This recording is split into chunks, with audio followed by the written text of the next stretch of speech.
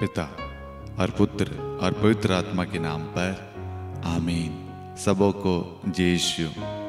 आप सभी का हार्दिक स्वागत है संध्या प्रार्थना में।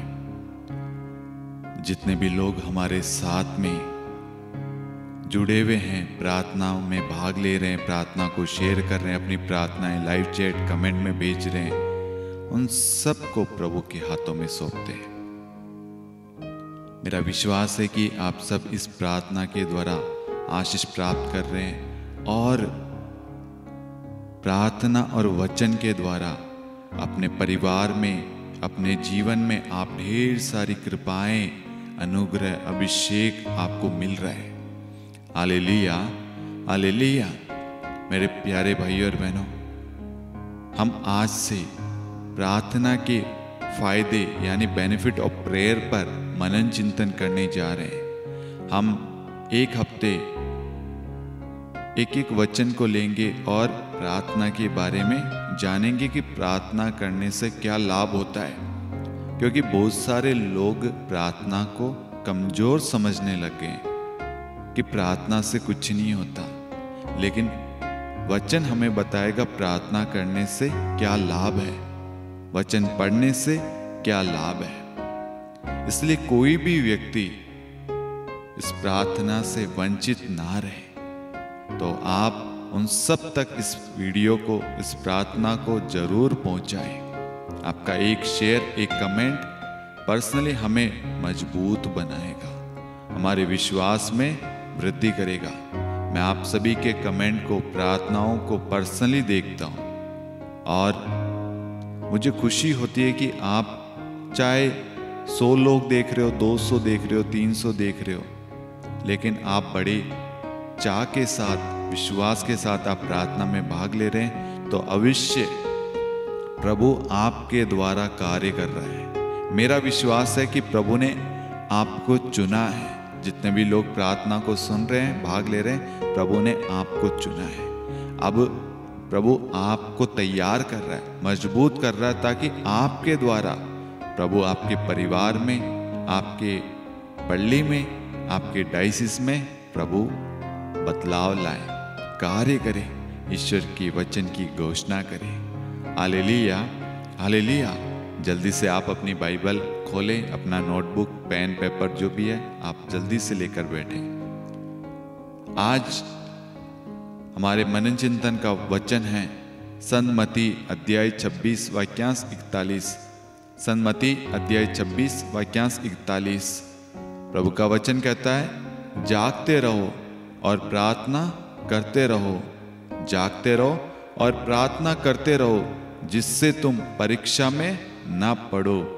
आत्मा तो तत्पर है, परंतु शरीर दुर्बल है। Hallelujah, hallelujah. प्रभु का वचन कहता है, जागते रहो और प्रार्थना करते रहो। देखो, जागने के लिए प्रभु कह रहा है कि जागते रहो और प्रार्थना करते रहो। ध्यान देना, प्रार्थना कैसे करनी है हमें? जागते हुए, नींद में नहीं, जागते हुए, आंखें खुली होकर, चौकन्ना, हर वक्त अवेयर रहकर ध्यान से प्रभु के वचन को पढ़ना है, प्रभु के वचन को सुनना है, ध्यान पूर्वक आंखें खोलकर। हो सकता उस वक्त क्या होगा? उस वक्त वचन लिखा है, जिससे तुम परीक्षा में ना पड़ो। अगर हम जागेंगे नहीं, सोते रहेंगे, हमारा ध्यान वचन में, प्रार्थना में नहीं रहेगा, तो हम परीक्षा में पड़ जाएंगे। आत्मा तो तत्पर है, परंतु शरीर दुर्बल है। आत्मा तो कह रहा है, प्रार्थना करो, प्रार्थना करो, प्रार्थना करो, वचन पढ़ो, चर्च जाओ, संगति करो, लेकिन शरीर कहता है, आज रहने देते हैं, आज मूवी देख लेते हैं, आज पार्टी कर लेते हैं, आज रहने देते हैं, आज खेल लेते हैं, आज रहने देते हैं। लेकिन आत्मा कहता है, बेटा, बेटी, प्रार्थना करो, बच्चों प्रार्थना करो, माता पिता, बुजुर्गों प्रार्थना करो। आपकी समस्या का समाधान प्रार्थना में, आपके सारे सवालों का जवाब है प्रार्थना में। यहाँ पर वचन हमें स्पष्ट रूप से कहता है जागते रहो और प्रार्थना करते रहो, जिससे देखो जागते हुए प्रार्थना करने से तुम परीक्षा में नहीं पड़ोगे। इसका मतलब है आज हम जो परीक्षा में पढ़ रहे हैं, हमारे जीवन में जो परीक्षाएं आ रही है वो इसलिए आ रही है कि हम तैयार नहीं है। जैसे आपके बोर्ड के एग्जाम हैं, तो वो बोर्ड के एग्जाम एकदम से तो नहीं आता ना, आपको पहले से अवेयर किया जाता है। पहले मिड टेस्ट होगा, यूनिट टेस्ट, बहुत सारे टेस्ट, हाफ ईयरली, उसके बाद में सेमेस्टर टेस्ट, बहुत सारे टेस्ट होते हैं, आपको तैयारी कराई जाती है। उसी प्रकार मेरे प्यारे भाई और बहनों, वचन हमें तैयार करता है, वचन हमें मजबूत बनाता है, वचन हमें शक्ति देता है, वचन हमें जागरूक करता है कि हर वक्त तैयार रहो। कब तुम्हारा कॉल आ जाए, तुम्हारा लेटर आ जाए, तैयार रहो हर वक्त। प्रार्थना करने से, वचन पढ़ने से हम परीक्षा में नहीं गिरेंगे, नहीं पाप में गिरेंगे, वासना, व्यभिचार में, गलत रिश्तों में, गलत संगति में, गलत संबंध में हम नहीं पड़ेंगे। प्रार्थना करने वाला व्यक्ति हमेशा पवित्र भरा जीवन जिएगा, सही राह पर चलेगा, वो कोई भी प्रलोभन में नहीं गिरेगा।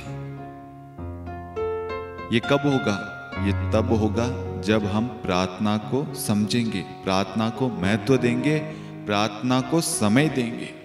इसलिए प्रभु का वचन कहता है आत्मा तो तत्पर है परंतु शरीर दुर्बल है। आत्मा तो चाहता है कि प्रार्थना हो, प्रार्थना चले, प्रार्थना करे, प्रार्थना बोले, प्रार्थना में बने रहे, लेकिन हमारा जो शरीर वो कहता है आज शरीर में दर्द, प्रार्थना रहने देते, आज चर्च नहीं जाते, आज मौसम सही नहीं है, आज वहां जाना है, चर्च रहने देते। नहीं, आपके प्रार्थना करने से आपका घराना सुरक्षित रहेगा, आपके प्रार्थना करने से आपका परिवार सकुशल रहेगा, आपके प्रार्थना करने से आपके बच्चे प्रभु की छत्र छाया में सुरक्षित रहेंगे।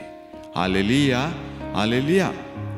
इसका मतलब है हम प्रार्थना करेंगे तो हम परीक्षा में नहीं पड़ेंगे। वचन फिर से पढ़ेंगे, प्रभु का पवित्र वचन संत मत्ती अध्याय 26 वाक्यांश 41 कहता है जागते रहो और प्रार्थना करते रहो जिससे तुम परीक्षा में न पड़ो। आपके प्रार्थना करने से आप परीक्षा में नहीं पड़ेंगे।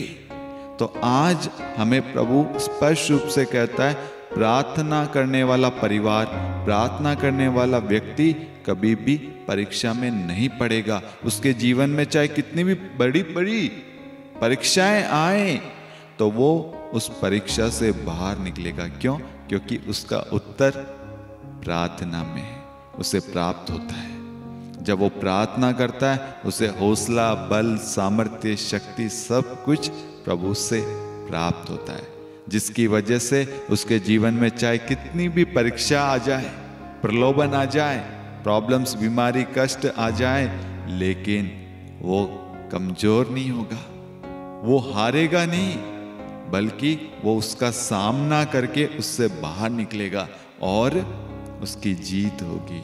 Hallelujah, hallelujah. इसलिए मेरे प्यारे भाई और बहनों, प्रार्थना को समय देना शुरू करें। प्रार्थना को जब आप समय देंगे ना, आप अपने जीवन में सफल होंगे। Hallelujah, hallelujah. आइए हम प्रार्थना करें। हे सर्वशक्तिमान दयालु ईश्वर, हम आज के दिन के लिए धन्यवाद देते हैं। इस संध्या प्रार्थना से जुड़े हुए एक एक परिवारों के लिए, एक एक भाई बहनों के लिए हम आपकी स्तुति, महिमा, आराधना करते हैं। आज ये जो भी प्रार्थना निवेदन लेकर आए हैं प्रभु, उन सब पर दया कर, करुणा कर प्रभु। मत्ती 26:41 के द्वारा प्रभु इन्हें आशीष दे प्रभु, इन्हें प्रार्थना करने की शक्ति दे, प्रार्थना में बढ़ने की शक्ति दे, इनके घर में प्रार्थना का माहौल हो प्रभु। प्रार्थना के द्वारा प्रभु ये आशीष पाए प्रभु। प्रार्थना करने के लिए शब्द दे प्रभु, वचन का ज्ञान दे प्रभु। इनके जीवन में जो भी दुख दर्द तकलीफ है प्रभु जी, वो आज आपके नाम से, यीशु मसीह नाज़री के नाम से मिट जाए प्रभु। उनके शरीर में किसी प्रकार का रोग हो, चर्म रोग हो प्रभु, स्किन एलर्जी हो, कुछ भी हो प्रभु जी, कोई भी दर्द हो, कान दर्द, सर दर्द, मुंह में दर्द हो प्रभु, गले में, घुटने में, हाथों में, कमर में प्रभु, कहीं पे भी कोई भी दर्द हो, कोई भी घाव हो, कोई भी गांठ हो प्रभु, उन सब को प्रभु यीशु आपके नाम से प्रभु आदेश देते हैं, इनके शरीर को छोड़कर इसी वक्त निकल जाए और यीशु का लहू इनके पूरे शरीर को, पूरे घराने को, पूरे परिवार को यीशु का लहू धोकर शुद्ध कर दे और यीशु का लहू इन्हें सुरक्षा प्रदान करे। Hallelujah, hallelujah. मेरे प्यारे भाइयों और बहनों, ये जो प्रार्थना के फायदे, जो हम एक हफ्ते प्रार्थना के फायदे के बारे में मनन चिंतन कर रहे हैं, इसमें वचन पे ज्यादा जोर दिया गया है कि जागते हुए प्रार्थना करने से हम परीक्षा में नहीं पड़ेंगे। तो दिमाग में हमें बैठाना है, हम अपने जीवन में हर पल, हर क्षण, हर चीज में प्रार्थना करेंगे, जिससे कोई गलत डिसीजन, गलत कार्य, गलत कदम हम नहीं लेंगे। ये कब होगा? जब हम प्रार्थना करेंगे। Hallelujah, hallelujah. आप इस संध्या प्रार्थना को अन्य लोगों के साथ भी शेयर करें और दूसरों को भी बताएं। प्रभु आप सभी को बहुतायत में आशीष प्रदान करे, पिता और पुत्र और पवित्र आत्मा के नाम पर, आमीन। सबों को यीशु, God bless you, good night.